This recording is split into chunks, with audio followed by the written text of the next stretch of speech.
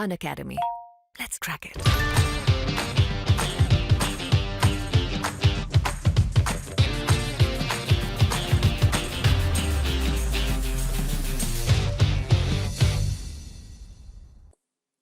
MPPSC 2020 के अंतर्गत जो मुख्य परीक्षा का पाठ्यक्रम हम पूर्ण कर रहे हैं उसके अंतर्गत इकाई 9 है यहाँ पे, और ये है GS3 की, यानी प्रश्न पत्र पेपर 3। प्रश्न पत्र 3 यानी पेपर 3 का है, 3 की इकाई है और इसका पोर्शन है। पर्यावरण से संबंधित है ये चीज़ें, और हम यहाँ पे देखने वाले हैं कि इसका ओवरव्यू किस प्रकार से है और किस प्रकार हम जो आगे लेक्चर्स इसके देखने वाले हैं वो किस प्रकार से होने वाले हैं।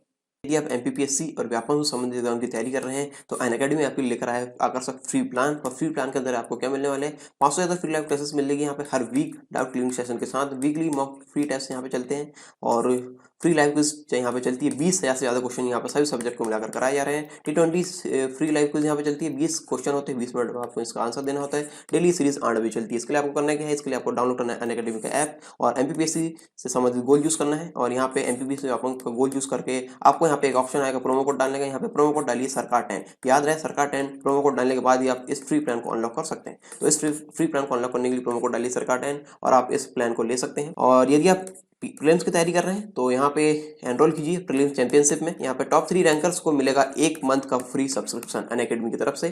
यदि आप अपनी ऑलराउंड प्रिपरेशन करना चाहते हैं तो यहाँ पे अनअकैडमी के आप प्लस बैचेस की तरफ जा सकते हैं। यहाँ पे प्रीलिम्स को क्लियर करने के लिए यहाँ पे एक बैच है द अल्टीमेट 60 डेज कोर्स का। यहाँ पे आप इसको ज्वाइन कर सकते हैं। 60 डेज का ये क्रैश कोर्स है यहाँ पे। और प्रीलिम्स के लिए एक बैच और यहाँ पे एमपीपीएससी प्रीलिम्स, यहाँ पे 60 डेज का रिवीजन कोर्स है यहाँ पे थ्रू एमसीक्यू सीरीज। आप इसको ज्वाइन कर सकते हैं।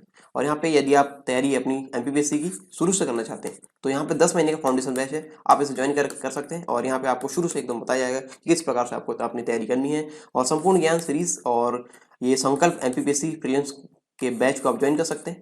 यदि आप ऑलरेडी रिविजन मोड में हैं तो इन कोर्स को ज्वाइन कर सकते हैं। और इसके बाद यदि आप 2019 का प्रीलिम्स क्लियर कर चुके हैं तो स्वप्न पूर्ति बैच यहाँ पे चलाया जा रहा है। 35 दिन में आप एमपीपीएससी की मुख्य परीक्षा में उत्तर लेखन का अभ्यास यहाँ पे कर सकते हैं। और हिंदी मीडियम के लिए ये विशेष है। इसके लिए करना क्या है, आपको एमपीपीएससी और व्यापम संबंधित एग्जाम गोल चूज करना है और प्लस कोर्सेज में जाकर गेट सब्सक्रिप्शन करना है। और यहाँ पे आपको इस प्रकार का इंटरफेस यहाँ पे मिलेगा। यहाँ पे अपने पसंदीदा प्लान को यहाँ पे चूज करके यहाँ पे आप प्रोमो कोड डालिए सरकार 10। सरकार 10 प्रोमो कोड डालने से आपको 10% तक का डिस्काउंट यहाँ पे मिलेगा। Download Unacademy app now and let's crack it. तो बेसिकली ये पोर्शन है पर्यावरण का, ठीक है। पर्यावरण संबंधित पोर्शन है, यानी एनवायरनमेंट एंड इकोलॉजी इसको बोल सकते हैं, ठीक है। एनवायरनमेंट एंड इकोलॉजी का ये पोर्शन है। यहाँ पे जो चीज़ें दी गई है वो आपको प्रीलिम्स में भी मिलेगी। प्रीलिम्स में भी इससे संबंधित टॉपिक है। हम पहले प्रीलिम्स की बात कर लेते हैं।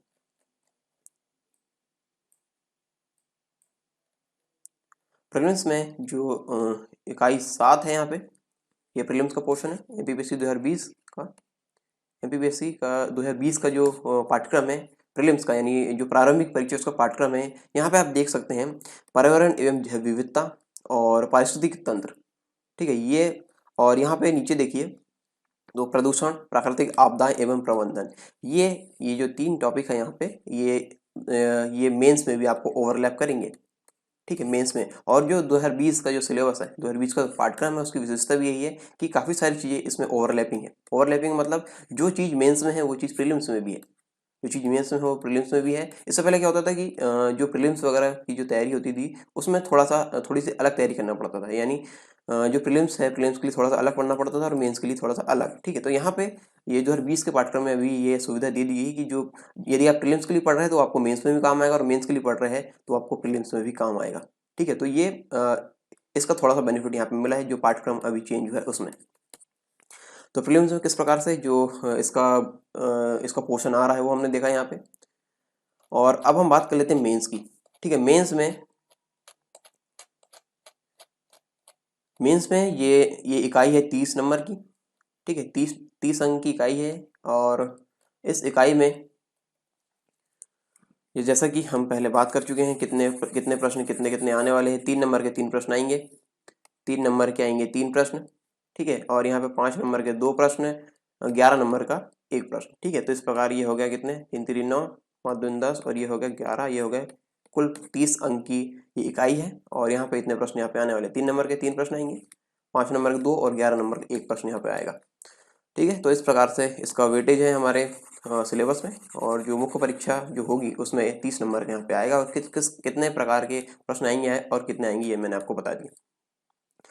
तो यहाँ पे हम टॉपिक्स पे जाते हैं कि किस प्रकार टॉपिक यहाँ पे कंप्लीट होने हैं और किस प्रकार यहाँ पे दिए गए हैं। पर्यावरण की परिभाषा यहाँ पे है। पर्यावरण की परिभाषा क्षेत्र एवं आयाम, इससे संबंधित टॉपिक है। भौतिक, आर्थिक, सांस्कृतिक, शैक्षिक, मनोवैज्ञानिक आदि।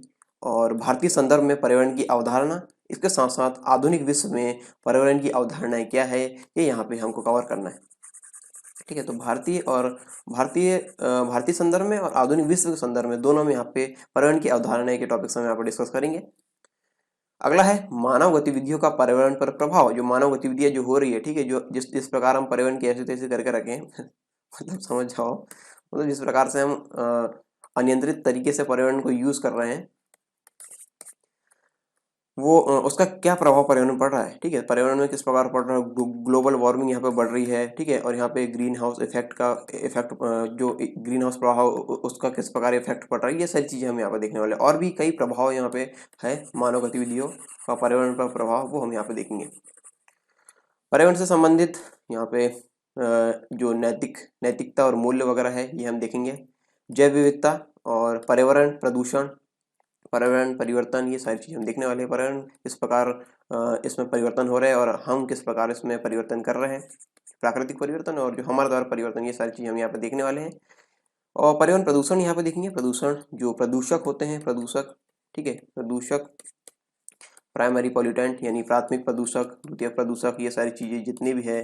ठीक है, जैसे यहाँ पे हो रही एसिड रेन हो रही है। ठीक है, एसिड रेन वगैरह हो रही थी, इसमें SO2 वगैरह इसमें रहते हैं। प्राथमिक प्रदूषक SO2 वगैरह हो गया, NO2 वगैरह, ये इस प्रकार कार्बन मोनोऑक्साइड वगैरह, ये सारी चीज़ें जो है, ये मतलब कई एग्जाम्पल और भी है इसके, वो हम यहाँ पे देखेंगे।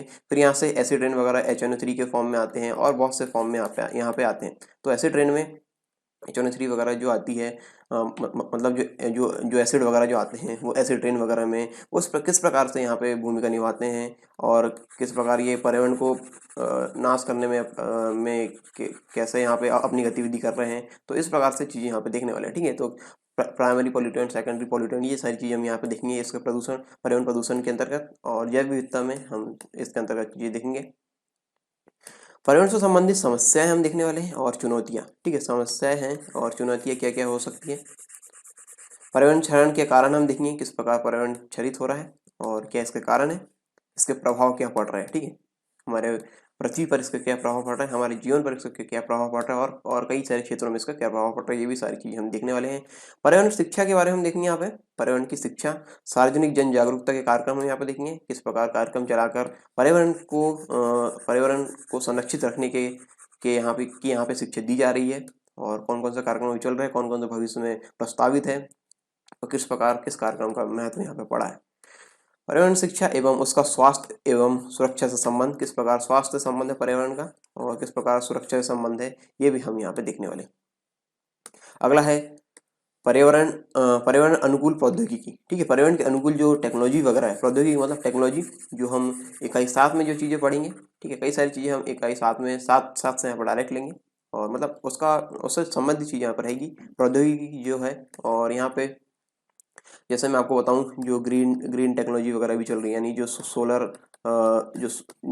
सोलर सिस्टम से जो एनर्जी बन रही है, सोलर एनर्जी वगैरह, इलेक्ट्रिक एनर्जी वगैरह, ये सारी जो टेक्नोलॉजी यहाँ पे, इलेक्ट्रिक एनर्जी, तो यहाँ पे ये जो तकनीक है, यहाँ पे इतनी सारी जो तकनीक, बहुत सारी तकनीक है, हम इसके अंतर्गत पढ़ी है, ये मैंने आपको एग्जांपल दिया। ठीक है, यहाँ पे और सारी चीज़ें आ सकती है।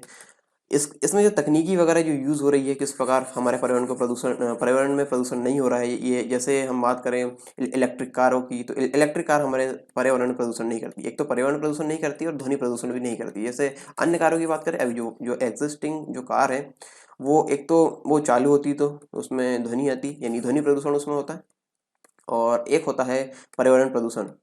पर्यावरण प्रदूषण यानी जो उसमें धुआं वगैरह निकलता है, ये सारी चीज़ें उसमें होती है। तो ये दोनों चीज़ों से इसमें बचा जा सकता है। तो इस प्रकार की टेक्नोलॉजी वगैरह है अभी जो वर्तमान में आ रही है या फिर भविष्य में आने की संभावना है, वो हम यहाँ पे देखेंगे पर्यावरण अनुकूल प्रौद्योगिकी के अंतर्गत। ठीक है, आगे समझ में किस प्रकार की ये चीज़ें होने वाली है। ऊर्जा का संरक्षण हम देखेंगे। ठीक है, इस प्रकार हमको संरक्षित करना है ऊर्जा। ठीक है, ऊर्जा को संरक्षित करना है। हम ऊर्जा वाले जो इकाई 8 थी, ऊर्जा वाली इकाई थी, इकाई 8 में हमने देखा था ऊर्जा संरक्षण के सिद्धांत में किस प्रकार से चीज़ें होती है। ऊर्जा को ना तो हम बना सकते हैं और ना ही नष्ट कर सकते हैं। ठीक है, इस प्रकार चीज़ें जो थी उसी के कंसेप्ट वगैरह को यूज़ करके हम ऊर्जा का संरक्षण वगैरह यहाँ पे और देखेंगे।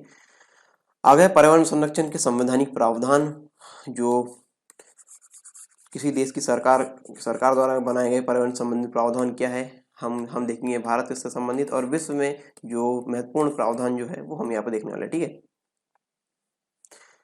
और यहाँ पे पर्यावरण संरक्षण नीतियाँ और नियामक ढांचा, इससे पर्यावरण संरक्षण की नीतियाँ क्या है सरकार की, और यहाँ पे जो एनजीओ वगैरह जो काम कर रहे हैं वो भी हम देख लेंगे, और नियामक ढांचा वगैरह क्या है, ये सारी चीज़ हम यहाँ पर डिस्कस कर लेंगे। ठीक है, तो इतना हमको पढ़ना है इकाई 9 में।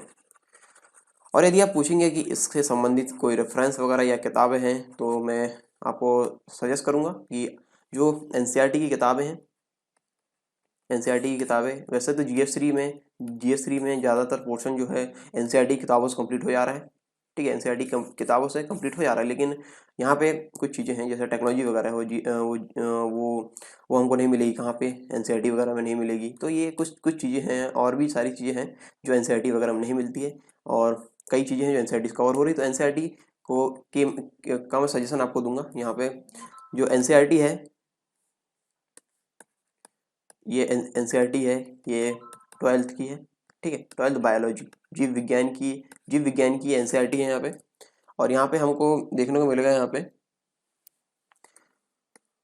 इकाई 10 है। ठीक है, इकाई 10 में ये हमको देखने को मिलेगा जो पर्यावरण वाला पोर्शन है। इससे आपके कुछ टॉपिक यहाँ पे कंप्लीट हो सकते हैं। ठीक है, काफ़ी टॉपिक्स यहाँ कंप्लीट हो, जीव और समष्टि वगैरह यहाँ पे हो जाएगी, पारितंत्र वगैरह यहाँ पे हो जाएगा, जैव विविधता एवं संरक्षण वगैरह यहाँ पे हो जाएगा, और पर्यावरण के मुद्दे यहाँ पे, मतलब इतना पोर्शन आप वहाँ से कंप्लीट कर सकते हैं एनसीईआरटी से, जो 12th की बायोलॉजी है उससे। ठीक है, अब आप बोलोगे इतना पेन क्यों चला रहे हो, वो पेन नहीं चला रहा था मैं, वो इसको इरेज कर रहा था, तो ड्रॉ वाले मोड में ऐसा हो गया, तो इस तरीके से आ गई। खैर कोई नहीं, आप तो समझ गए जो मैंने समझाया अभी। तो ये है आपके लिए रेफरेंस, जो आपको रेफरेंस यूज़ करना है। और इसके साथ ही यदि आपको रेफरेंस यूज़ नहीं करना है, तो आप इन लेक्चर्स के सहारे भी अपना ये पोर्शन कंप्लीट कर सकते हैं, क्योंकि इन लेक्चर्स में काफ़ी सारी चीज़ें आपको बताई जाएगी, और काफ़ी सारी जगहों से यहाँ पे इन लेक्चर्स में ये कंप्लीट कराए जाएंगे। ये सारे टॉपिक्स किसी एक किताब से तो ये हो नहीं पा रहे हैं। ठीक है, जीएस3 का पोर्शन ऐसा है कि किसी एक किताब से नहीं हो पाएगा। तो यहाँ पे हम जो चीज़ें ले रहे हैं वो काफ़ी सारी जगह से ले रहे हैं, बहुत सारे सोर्सेस हैं। ठीक है, बहुत, और जैसे मैं आपको बताऊं कि जीएस3 में कितनी किताबें यूज़ होगी, तो ये मैं भी नहीं बता सकता। ठीक है, क्योंकि यहाँ पे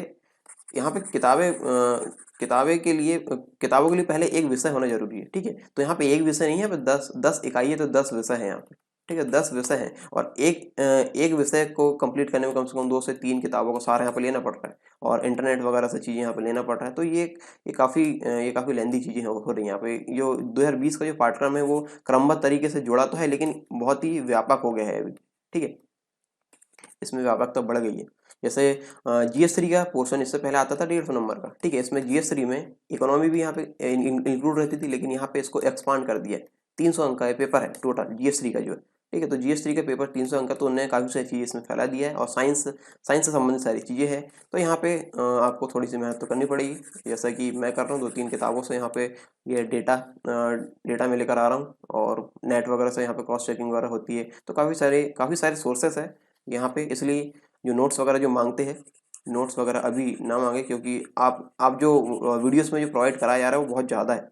ठीक है, बहुत ज़्यादा, मतलब आप यदि उसे नोट्स बनाएंगे तो वो सारी चीज़ें आप कंप्लीट हो जाएगी आपकी। ठीक है, ये सारे टॉपिक आप कंप्लीट हो जाएंगे, और खुद के नोट्स बनाएंगे, भले ही गंदी हैंड राइटिंग बनाएंगे, लेकिन खुद के नोट्स जरूर बनाएंगे, क्योंकि इसका महत्व आपको तब समझ में आएगा जब आप मुख्य परीक्षा या फिर प्रारंभिक परीक्षा में प्रारंभिक परीक्षा देने जाएंगे, और आपको आवश्यकता होगी रिवीजन की। ठीक है, रिवीजन की आवश्यकता होगी, तब आपके जो पर्सनल नोट्स है वो काम आएंगे। ठीक है, जब आप रिवीजन करने आएंगे, तो जो नोट्स वगैरह यहाँ से पीडीएफ वगैरह, इनका समग्रता से यदि हम देंगे, तो वो आप उसको रिवाइज नहीं कर पाएंगे, और लेक्चर भी आप तो रिवाइज कर नहीं पाएंगे, क्योंकि इतना ज़्यादा टाइम आपके पास होता नहीं है। ठीक है, जब एग्ज़ाम वगैरह देने जाते हैं उससे पहले हमको आवश्यकता होती है कि एक ऐसे नोट्स वगैरह जो रहे कि हमें एक बार देखें और वो सारी चीज़ें रिवाइज हो जाए। तो इसके लिए आपको मेहनत करनी होगी खुद के लिए, और नोट्स वगैरह आप खुद से बनाएं, ताकि ये सारी चीज़ें जब आप प्रीलिम्स और मेंस में जब मेंस की परीक्षा देने जाए तो वहाँ पे ये सारी चीज़ें आपको बहुत ही क्रिस्प और शॉर्ट फॉर्म में मिले। तो ये इसके लिए आपको खुद ही मेहनत करनी होगी। ठीक है, तो यहाँ पे जो सोर्सेज वगैरह मैंने बता दिया हूँ, और काफ़ी काफ़ी सारी चीज़ें हमने यहाँ पर डिस्कस की है अभी, जो बहुत ही आवश्यक थी इकाई 9 के लिए। तो मुझे लगता है कि ओवरव्यू हमने यहाँ पे दे दिया है अच्छे से। अब इसके जो लेक्चर्स आएंगे वो उसको आप अच्छे से पढ़िए, और अब अच्छे से अपना इकाई 9 का यहाँ पे जो पोर्शन है, ये सारे टॉपिक्स है वो कंप्लीट कीजिए। तो मिलते हैं नेक्स्ट वीडियो में।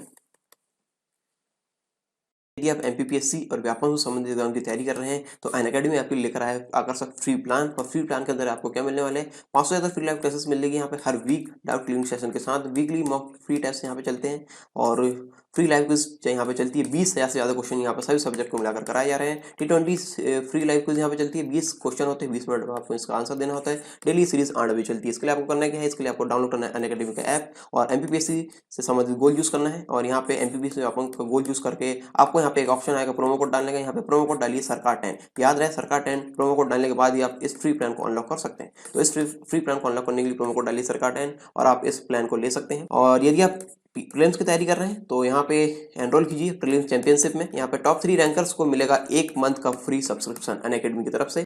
यदि आप अपनी ऑलराउंड प्रिपरेशन करना चाहते हैं तो यहाँ पे अनअकैडमी के आप प्लस बैचेस की तरफ जा सकते हैं। यहाँ पे प्रीलिम्स को क्लियर करने के लिए यहाँ पे एक बैच है द अल्टीमेट 60 डेज कोर्स का, यहाँ पे आप इसको ज्वाइन कर सकते हैं। 60 डेज का ये क्रैश कोर्स है यहाँ पे। और प्रीलिम्स के लिए एक बैच और यहाँ पे एमपीपीसी प्रीलिम्स, यहाँ पे 60 डेज का रिवीजन कोर्स है यहाँ पे थ्रू एमसीक्यू सीरीज, आप इसको ज्वाइन कर सकते हैं। और यहाँ पे यदि आप तैयारी अपनी एमपीपीएससी की शुरू से करना चाहते हैं तो यहाँ पे 10 महीने का फाउंडेशन बैच है, आप इसे ज्वाइन कर सकते हैं। और यहाँ पे आपको शुरू से एकदम बताया जाएगा कि किस प्रकार से आपको अपनी तैयारी करनी है। और संपूर्ण ज्ञान सीरीज और ये संकल्प एमपीपीएससी प्रीलिम्स के बैच को आप ज्वाइन कर सकते हैं। यदि आप ऑलरेडी रिविजन मोड में हैं तो इन कोर्स को ज्वाइन कर सकते हैं। और इसके बाद यदि आप 2019 का प्रीलिम्स क्लियर कर चुके हैं तो स्वप्न पूर्ति बैच यहाँ पे चलाया जा रहा है। 35 दिन में आप एमपीपीएससी की मुख्य परीक्षा में उत्तर लेखन का अभ्यास यहाँ पे कर सकते हैं, और हिंदी मीडियम के लिए ये विशेष है। इसके लिए करना क्या है, आपको एमपीपीएससी और व्यापम संबंधित एग्जाम गोल चूज करना है, और प्लस कोर्सेज में जाकर गेट सब्सक्रिप्शन करना है। और यहाँ पे आपको इस प्रकार का इंटरफेस यहाँ पे मिलेगा। यहाँ पे अपने पसंदीदा प्लान को यहाँ पे चूज करके यहाँ पे आप प्रोमो कोड डालिए सरकार 10 प्रोमो कोड डालने से आपको 10% तक का डिस्काउंट यहाँ पे मिलेगा। Download Unacademy app now and let's crack it.